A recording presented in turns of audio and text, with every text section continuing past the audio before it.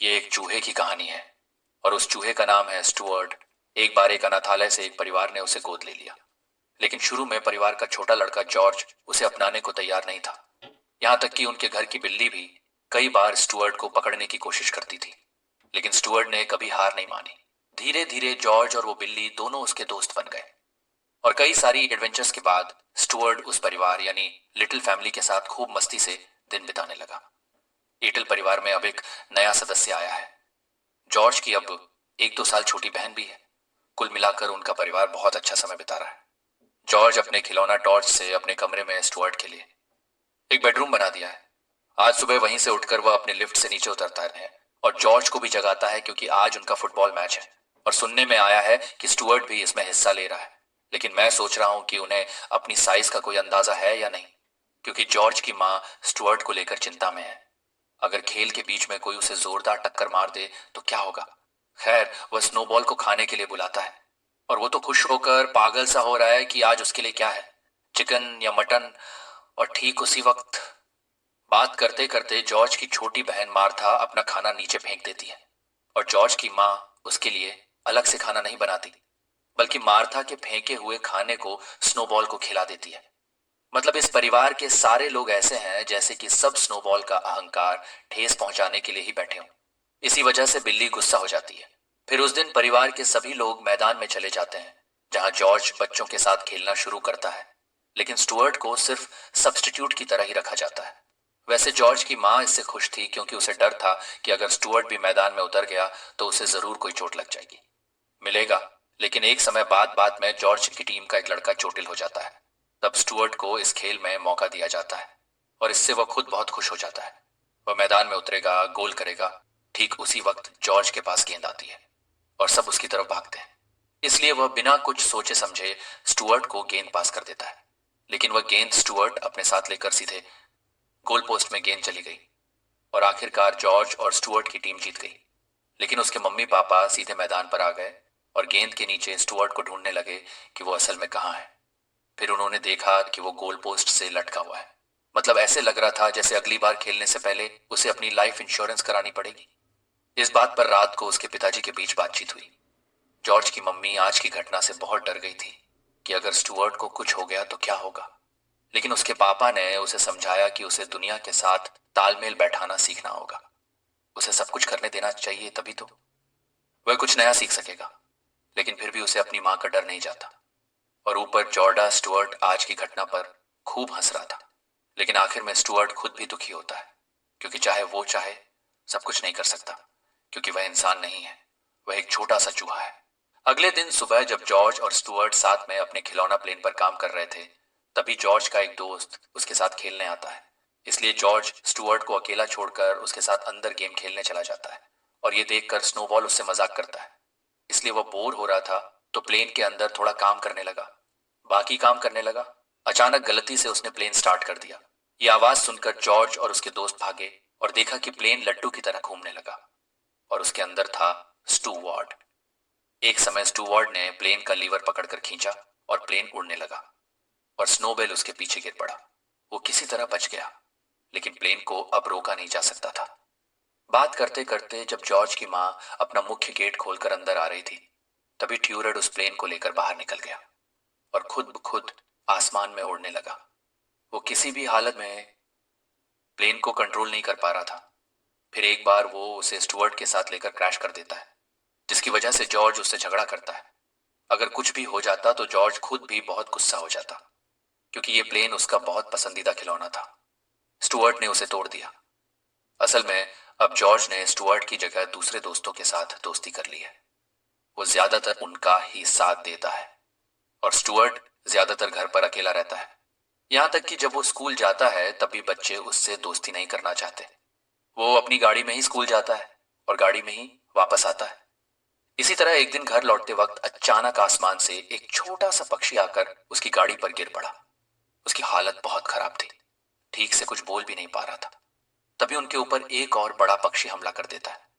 उस वक्त स्टुअर्ट ने बहुत तेज गाड़ी चलानी शुरू कर दी, जिसकी वजह से आखिरी पल में वे उस बड़े पक्षी से बच गए। तो वो छोटा पक्षी स्टुअर्ट को धन्यवाद देता है। कहता है उसका नाम मानो मर गया था, लेकिन कहानी को आसान बनाने के लिए मैं उसे मैरी ही कह रहा हूं। उस घटना में मैरी का पैर मुड़ गया, चला गया, इसलिए स्टुअर्ट उसे गोद में उठाकर घर ले आया। वाह, लगता है स्टुअर्ट को अब उसका नया दोस्त मिल गया। वहां स्टुअर्ट ने उसे फर्स्ट एड दिया। दोनों की अच्छी बातचीत हुई। स्टुअर्ट को पता चला कि मैरी के असल में माँ बाप नहीं है। जहां जहां उसे मिलता है वहीं वो रहती है। उसकी इस हालत को देखकर स्टुअर्ट उसे बाहर जाने नहीं देगा।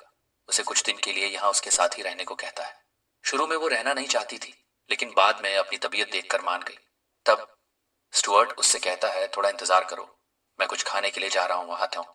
और ठीक उसी वक्त स्नोबेल अपने दोस्तों के साथ गपशप करके घर वापस आता है।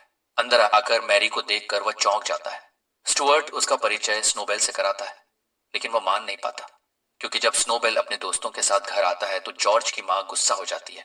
इसलिए वह मैरी को देखकर भी गुस्सा करेगी। लेकिन देखो, जॉर्ज की माँ आती है और मैरी को अपने हाथों से पकड़कर उसका स्वागत करती है। और यह देखकर स्नोबेल बहुत गुस्से में फूल जाता है और वहां से चला जाता है। बिल्ली को सच में बहुत दुख होता है। खैर, ऐसे ही कुछ दिन बीत जाते हैं। अगले दिन स्टुअर्ट मैरी को घर पर छोड़कर स्कूल की तरफ निकल पड़ता है। थोड़ी ही देर बाद मैरी अपने पंख से बदला खोल देती है और बिल्कुल सहज तरीके से उड़ने लगती है। वह पूछा जाकर लिटिल हाउस की छत पर पहुंच जाती है। वहीं उनके पास कल वाला वो बाज भी आता है, लेकिन वो मैरी पर हमला नहीं करता, बल्कि उनकी बातचीत से पता चलता है कि कल वाली घटना पूरी तरह से एक नाटक थी। असल में मेरी नील परिवार में आई थी उनकी एक कीमती चीज चुराने के लिए, और उस बाज का नाम फाल्कन था। मेरी उससे काफी दिनों से चोरी कर रही थी। काम करते आ रहे हैं। ये लोग असल में एक गैंग है, लेकिन इस बार इस घटना में मेरी ने उसे बताया कि लिटिल फैमिली में उसे कोई कीमती चीज नहीं मिली। उन्हें किसी और फैमिली को टारगेट करना चाहिए। ये सुनते ही फाल्कन को समझ आ गया कि मेरी असल में यहां से चोरी नहीं करना चाहती, वरना यहां जरूर कुछ कीमती चीज मिलती। और तभी मेरी ने उसे समझाया कि इस फैमिली में सभी के बीच जो प्यार है वो उसे प्रभावित कर रहा है। अब तक कोई फैमिली उसे अपने घर में इतना प्यार से आश्रय नहीं दिया। ये लोग बहुत अच्छे हैं। उनके साथ ऐसा धोखा करना बिल्कुल सही नहीं होगा। लेकिन फाल्कन उसे चेतावनी देता है कि वह अपना काम भूल रहा है। जब वास्तव में उसके पास कोई नहीं था, तब फाल्कन ही उसे आश्रय दिया था। वो ये बात भूल रहा है। इसलिए फाल्कन की आखिरी चेतावनी है कि जितनी जल्दी हो सके इस फैमिली से कुछ कीमती हासिल करना होगा।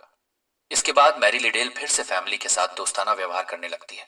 साथ ही ये भी पता चलता है कि स्टुअर्ट अब मैरी को पसंद करने लगा है। जब भी मौका मिलता है वह उससे फ्लर्ट करता है। और ये सब जॉर्जी के माँ बाप अच्छी तरह समझ जाते हैं, लेकिन वे किसी को कुछ नहीं बताते। और ये मामला धीरे धीरे और आगे बढ़ता रहता है। अब मैरी धीरे धीरे खुद भी स्टुअर्ट को पसंद करने लगा।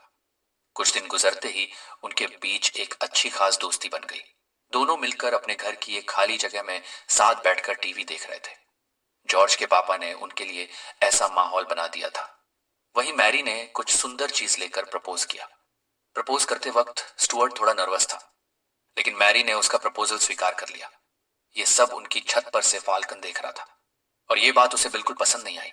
इसलिए अगले दिन फाल्कन उसे इस बात पर पूछताछ करने आते हैं। वह उसे काफी कटाक्ष भरे लहजे में बात करता है। देख रहा हूं तुम्हारी वो प्रेम कहानी बिल्कुल सही नहीं चल रही। मैंने मिस मिटल्ड के हाथ में एक डायमंड रिंग देखी है। तुम्हारा काम है कि आज के अंदर वो रिंग मुझे सौंप दे, वरना तुम्हारा वो स्टुअर्ट मेरे पेट के अंदर होगा, जिससे अब मेरी और कोई चारा नहीं बचा। रात के वक्त जॉर्ज की माँ हाथ धोने के लिए अपनी रिंग उतारकर बेसिन के पास रखती है, और तभी जॉर्ज की छोटी बहन रो रही होती है। वह थोड़ा दूसरी तरफ जाता है। ठीक इसी मौके पर मेरी रिंग लेकर भाग जाता है, और जब वापस आकर उसे अपनी अंगूठी नहीं मिलती तो वह सोचता है कि शायद अंगूठी बेसिन के नाले में गिर गई है। इसलिए वह जल्दी से प्लम्बर को कॉल करने लगता है। लेकिन उसी बीच स्टुअर्ट सारी बात जानकर अपने पिता के साथ मिलकर पूरी तैयारी कर लेता है और नाले के अंदर घुस जाता है।